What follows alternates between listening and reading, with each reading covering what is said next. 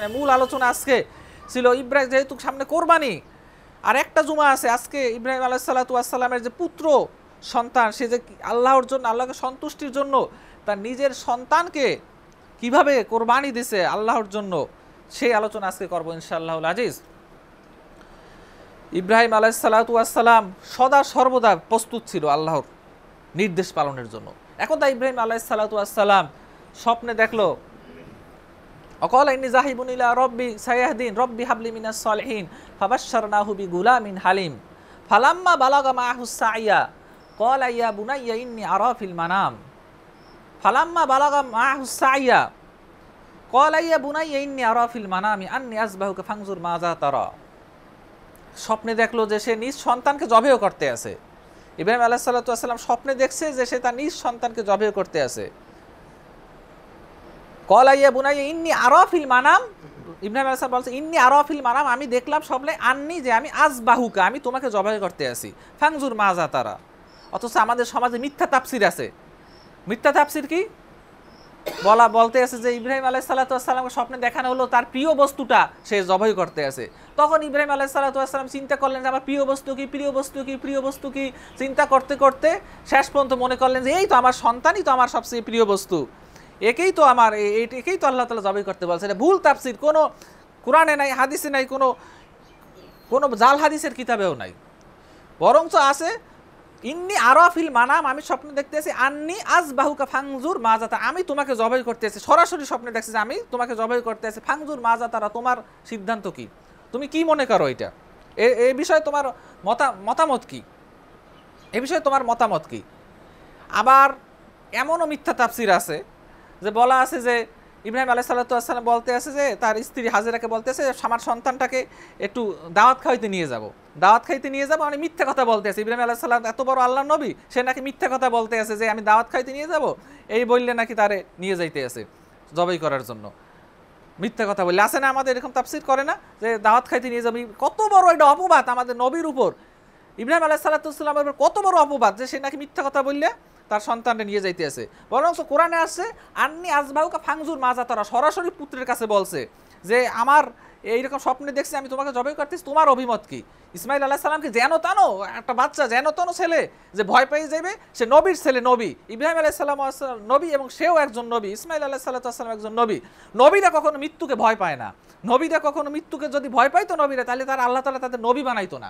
ইব্রাহিম আলাইহিস সালাম যদি মৃত্যুকে ভয় পাইতো, ইসমাইল আলাইহিস সালাম যদি মৃত্যুকে ভয় পাইতো, তাহলে সে নবী হইতে পারতো না। সে কি উত্তর দিছে তখন, ক্বালা ইয়া আবা তিফআল মা তুকমার, সে উত্তর দিছে হে আমার পিতা, আপনাকে যা আদেশ করা হয়েছে আপনি তা পালন করুন। ক্বালা ইয়া আবা তিফআল মা তুকমার, আপনি সেটাই করুন যা আপনাকে আদেশ করা হয়েছে। সঙ্গে সঙ্গে রাজি হয়ে গেল। এই তো আল্লাহ নবী, এই তো আল্লাহ নবীদের বৈশিষ্ট্য, এই তো সৎকর্মশীল বান্দাদের বৈশিষ্ট্য। আল্লাহর আদেশ পাওয়া মাত্রই তার সামনে নিজেকে সঁপে দেয়। আপনার আমার মতো তো এরকম পাপাচারী তারা ছিল না। ক্বালা ইয়া আবা তিফআল মা তুকমার সাতাজিদুনি ইনশাআল্লাহু মিনাস সাবিরিন, আল্লাহ যদি চায় অবশ্যই আপনি আমাকে ধৈর্যশীলদের অন্তর্ভুক্ত পাবেন। সাতাজিদুনি ইনশাআল্লাহু মিনাস সাবিরিন ফালাম্মা আসলামা ওয়াতাল্লাহু লিল জাবিন, তখন উভয়ে আল্লাহর কাছে আত্মসমর্পণ করলো এবং পিতা পুত্রকে কাত করে শুয়ে দিল। ওয়াতাল্লাহু লিল জাবিন ওয়ানাদাইনাহু আইয়া ইব্রাহিম, যে শোয়াই দিল তখনই বলছে কি দেখেন, তার পরপরই সাথে সাথে ওয়া শব্দ ব্যবহার করেছে, ওয়ানাদাইনাহু আইয়া ইব্রাহিম, আল্লাহ তাআলা ডাক দিয়ে বলল হে ইব্রাহিম কদ সাদ্দাকতা রুইয়া, তুমি তোমার স্বপ্নকে বাস্তবে পরিণত করেছো।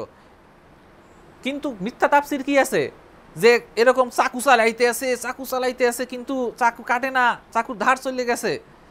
অথচ আল্লাহ তাআলা বলছে কি যে ওয়ানাদাইনাহু আইয়া ইব্রাহিম, তাকে সাথে যখন শোয়াইলো, ফালাম্মা আসলাম ওয়াতাল্লাহু লিল জাবিন, যখন উপর করে শোয়াইলো, ওয়ানাদাইনাহু আইয়া ইব্রাহিম, তখনই ডাক দেওয়া হলো হে ইব্রাহিম কদ সাদ্দাকতা রুইয়া ইন্নাকা যালিকা নাজিজিল মুহসিনিন, এবং এভাবেই আমি সৎকর্মশীলদের পরীক্ষা নিয়ে থাকি, সৎকর্মশীল থেকে আমি পুরস্কার দিয়ে থাকি, নাজিজিল মুহসিনিন। এটা ছিল একটা বড় ধরনের পরীক্ষা। সালামুন আলা ইব্রাহিম, ইব্রাহিমের উপর সালাম, আল্লাহ তাআলা বলছে এটা হচ্ছে একটা বড় ধরনের পরীক্ষা ছিল ইব্রাহিম আলাইহিসসালাতু ওয়াসসালামের উপর। ইব্রাহিম আলাইহিসসালাতু ওয়াসসালাম এই পরীক্ষায় পাশ করলেন। তখন ইব্রাহিম আলাইহিসসালাতু ওয়াসসালাম ওয়াফাদাইনাহু বিযিবহিন আযীম, এবং আমি ফিদিয়ে দিলাম এর পরিবর্তে একটা পশু, আমি সেটা কি একটা সুন্দর চেহারা বিশিষ্ট একটা পশু যেটা জান্নাতে ছিল সেটা দিয়ে ইব্রাহিম আলাইহিসসালাম জবাই করলো। তো ইব্রাহিম আলাইহিসসালাম সেটা কি একটা মেষ ছিল, মানে ছাগল জাতীয় সাতানে মুকাফাতানে, ছাগল জাতীয় তার সমমানের একটা ছিল, সুন্দর সাদা শিংওয়ালা সুন্দর চোখ বিশিষ্ট ফর্সা। তো এই ক্ষেত্রে অনেকে বলে যে কোরবানির জন্য ছাগল এগুলো হচ্ছে বেশি উত্তম, ছাগল বা মেষ, যেহেতু আল্লাহ তাআলা যদি এর চেয়ে উত্তম কিছু থাকতো তাহলে এর চেয়ে উত্তম কিছু দিয়ে তার ফিদিয়ে দিত, ইসমাইল আলাইহিস সালাম ফিদিয়ে এর চেয়ে উত্তম কিছু দিয়ে দেওয়া হতো। কিন্তু তার মানে এটা হচ্ছে সবচেয়ে উত্তম ছাগল, তাইলেও তারপরেও গরু উট ভেড়া এগুলো দ্বারাও কোরবানি দেওয়া যায়, গরু উট ভেড়া গরু দুম্বা এগুলো হাদিসে আছে, কিন্তু উত্তম হচ্ছে গিয়ে ছাগল। তো এই ঘটনার মাধ্যমে আমরা জানতে পারলাম যে ইব্রাহিম আলাইহিসসালাম আল্লাহর প্রতি কতটা আস্থাশীল ইব্রাহিম আলাইহিসসালাম, যে ইব্রাহিম আলাইহিসসালাম যেই স্বপ্ন দেখলেন, এবং নবীদের স্বপ্ন কিন্তু আল্লাহর পক্ষ থেকে ওহী নবীদের স্বপ্ন, সেই স্বপ্ন বাস্তবায়ন করলেন, আল্লাহর ওহী বা আল্লাহর আদেশ সে বাস্তবায়ন করলেন। নিজের সন্তানকে জবেহ দেওয়ার জন্য সে একদম পরিপূর্ণভাবে মানসিকভাবে পিতা এবং পুত্র উভয় রাজি হয়ে গেলেন। এর মাধ্যমে সে বড় ধরনের একটা পরীক্ষায় পাশ করলেন। এভাবে পূর্বের যতগুলো পরীক্ষা বলছি এই একটা শেষ পরীক্ষা, এই পরীক্ষায় আল্লাহ তাআলা তাকে পাশ করালেন, সে পাশ করলেন। আল্লাহ তাআলা ঘোষণা করলেন ওয়াইজিবতালা ইব্রাহিম রাব্বুহু বিকালিমাতিন ফাতাম্মাহুন, এভাবে ইব্রাহিম আলাইহিস সালামকে আমি বড় বড় পরীক্ষা নিয়েছি, আমার আয়াত বড় বড় পরীক্ষা নিয়েছে, ফাতাম্মাহুন প্রতিটি পরীক্ষায় সে পাশ করেছেন। কলা ইন্নী জাইলুকা লিন-নাসি ইমামা, তখন আল্লাহ তাআলা বলেন আমি তোমাকে মানব জাতির পিতা বানাবো। কলা মিন যুররিয়াতি, ইব্রাহিম আলাইহিস সালাম বলেন আমার সন্তান থেকেও। কলা লা ইয়ানালু আহাদিজ জালিমিন, কিন্তু তোমার সন্তান থেকে ঠিক আছে আমি বানাবো, কিন্তু জালেম যারা তোমার সন্তান থেকে কিছু থাকবে জালেম, তাদেরকে আমি কখনো ইমাম বানাবো না, তারা কখনো ইমাম হতে পারবে না। ইমাম হতে পারবে সৎকর্মশীল ইব্রাহিম আলাইহিস সালামের সৎকর্মশীল সন্তানরা।